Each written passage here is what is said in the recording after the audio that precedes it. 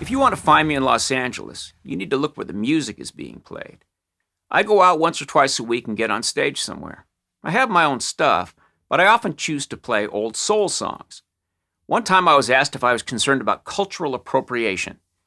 The idea is that a white guy can't play music written by a black guy. This was my answer. Was Berry Gordy appropriating white culture when he used strings to sweeten Motown tracks? Of course not. He was using a trick that he knew would give soul music crossover appeal, and thank God that he did. Just like when Eric Clapton borrowed from Robert Johnson's Hellbound Blues and Jimi Hendrix covered Dylan's All Along the Watchtower. That's not cultural appropriation. That's culture. I dig your thing and learn from it. You dig my thing and take a page from my book. That creative give and take is the very heart of culture.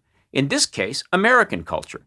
To accept an influence is a compliment, not an insult. The civil rights movement was not generated by Martin Luther King Jr. He was hugely important, no doubt. But Louis Armstrong and Jesse Owens and Ella Fitzgerald and Willie Mays and many, many others had already done a lot of the heavy lifting.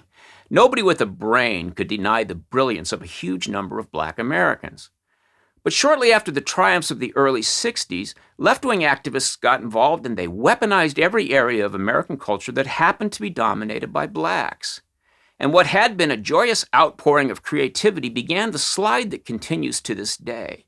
Suddenly we had something called black culture, and people of color were now expected to behave in certain ways, to dress certain ways, to vote a certain way.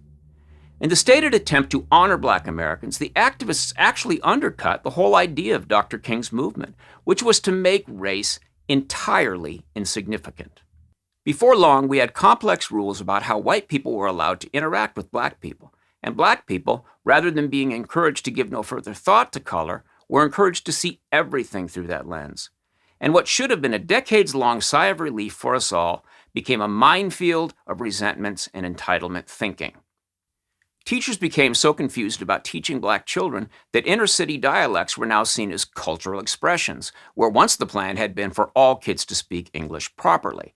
It was understood that proper pronunciation telegraphed intelligence and opened doors. Now some of these kids were seen to be speaking Ebonics, like ebony.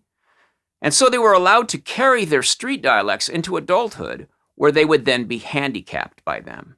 The left was telling us that it was all about race after all. They weren't even self-aware enough to know that their wonderful identity politics was just racial separatism without the white hood. There are black Americans, but there's no black America. There are white Americans, but no white America. There should be no black culture or white culture either. The notion that we should be split along a cultural color line is not just idiocy, it's segregation, and I'm not having it. I have no intention of taking the Sam Cooke songs out of my set. And if you decide to skip the gangster rap and play some Hank Williams, just give me a call. I'll hook you up with some great players. Thanks for watching. If you like this video, subscribe to our channel and then click the little bell to get notifications.